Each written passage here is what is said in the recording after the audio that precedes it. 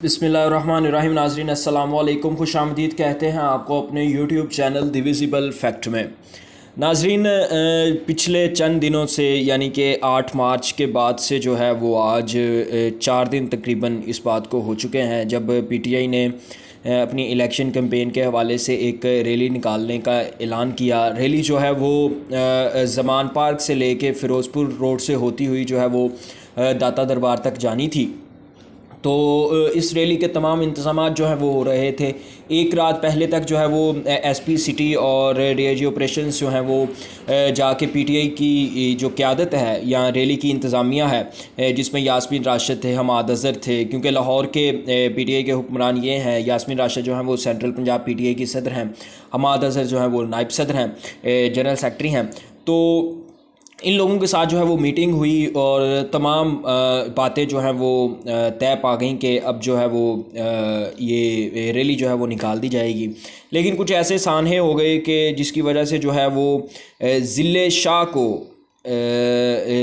شاہ جو ہے وہ اس کا قتل کر دیا گیا، اس کو بہیمانہ تشدد کے بعد جو ہے وہ قتل کر دیا گیا، وہ شہید ہو گئے۔ اس کے بارے میں کچھ بات آپ سے کرنی ہے۔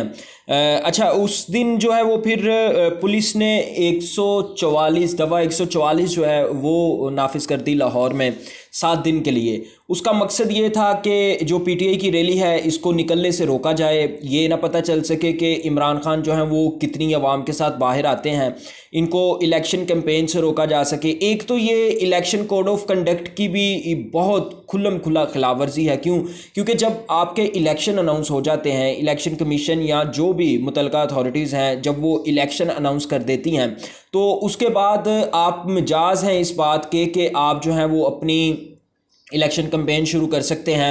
الیکشن کمپین میں آپ اپنے جو بھی آپ کا مینیفیسٹو ہے آپ اس کو پیش کر سکتے ہیں، آپ کے جتنے کارکن ہیں آپ ان کو متحرک کر سکتے ہیں، آپ کی جو تنظیم سازی ہے آپ اس کو متحرک کر سکتے ہیں۔ تو یہ تمام معاملہ جو ہے وہ ہماری روایتی سیاست کا حصہ ہیں۔ ہم نے اپنے ملک میں دیکھا ہے کہ جب بھی الیکشن ہوتے ہیں تو اسی طرح کی کچھ چیزیں جو ہے وہ ہمارے سامنے آ جاتی ہیں۔ لیکن اس مرتبہ جو ہے وہ انوکھی چیز ہو رہی ہے۔ یقین جانیے کہ کوئی بھی معاملہ اٹھایا جائے تو وہ انوکھا ہی ہو رہا ہے۔ کس حوالے سے ہو رہا ہے یہ بھی ہم آپ کو بتاتے ہیں کہ ملک میں جو ہے وہ عدم اعتماد آتی ہے۔ عدم اعتماد جو ہے اس میں اسپیکر رولنگ دے دیتا ہے، اسپیکر کی رولنگ جو ہے وہ سپریم کورٹ ختم کر دیتی ہے۔ پھر پنجاب کا الیکشن ہوتا ہے، پنجاب کے الیکشن میں بھی سپریم کورٹ کو کودنا پڑتا ہے۔ پھر اس کے بعد اسمبلیاں توڑنے کی بات آ جاتی ہے، پھر اعتماد کے ووٹ کی بات آ جاتی ہے، پھر اسمبلیاں ٹوٹ جاتی ہیں۔ اسمبلیاں ٹوٹنے کے بعد الیکشن کی تاریخ نہیں دی جاتی۔ الیکشن کی تاریخ کے لیے بھی سپریم کورٹ کو درمیان میں کودنا پڑتا ہے اور سپریم کورٹ کو حکم دینا پڑتا ہے۔ اب الیکشن کی تاریخ آ گئی ہے تو اب ایک سیاسی جماعت کو جو ہے وہ ریلیاں کرنے سے روکا جا رہا ہے، ان کو منع کیا جا رہا ہے کہ آپ ریلی نہیں نکال سکتے، ہم نے جی دفعہ 144 جو ہے وہ نافذ کر دی ہے۔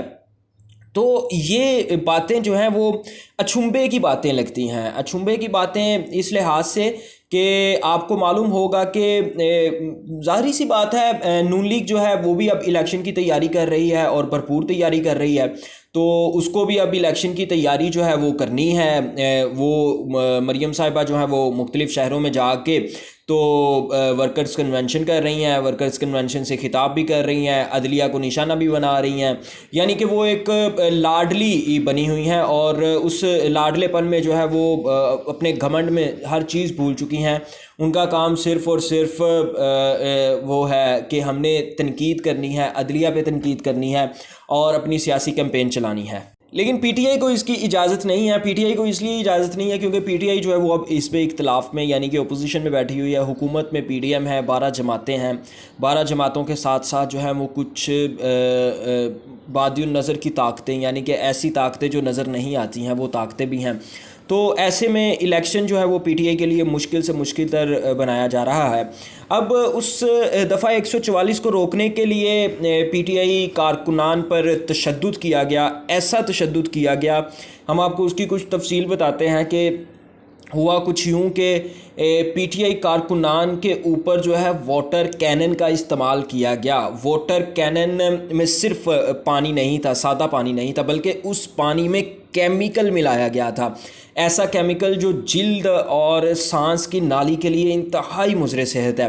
اب اس پانی سے وہاں پر موجود کارکنان جو ہیں وہ ان کو تکلیف ہوئی، وہاں پر ہم نے ویڈیوز وغیرہ جو آئیں، ہم نے خود جا کے لائیو بھی وہاں پر دیکھا، بہت سے بزرگ افراد جو ہیں وہ ان کی طبیعت بھی وہاں پر بگڑی، اور ایسے میں تشدد کرتے کرتے پی ٹی آئی کا ایک کارکن علی بلال عرف ذلِ شاہ جو ہے وہ جاں بحق ہو گیا، شہید ہو گیا۔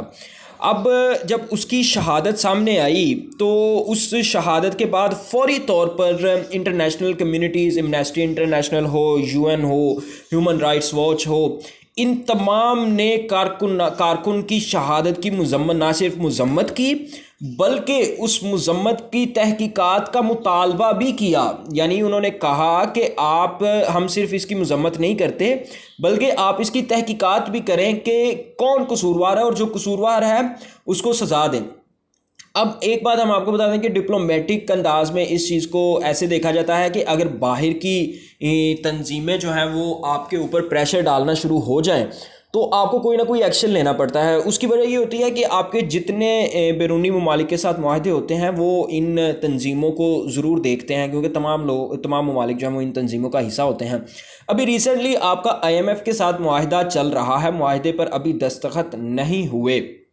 ہم آپ کو بتاتے ہیں یہ معاہدہ جو ہے وہ اس پر مذاکرات جو ہے وہ جمعے کے روز ہونا تھے، یعنی کہ 10 مارچ کو اس پہ مذاکرات ہونے تھے۔ 8 مارچ کو PTI پہ تشدد کیا گیا، ڈیٹس یاد رکھنا بہت امپورٹنٹ ہے۔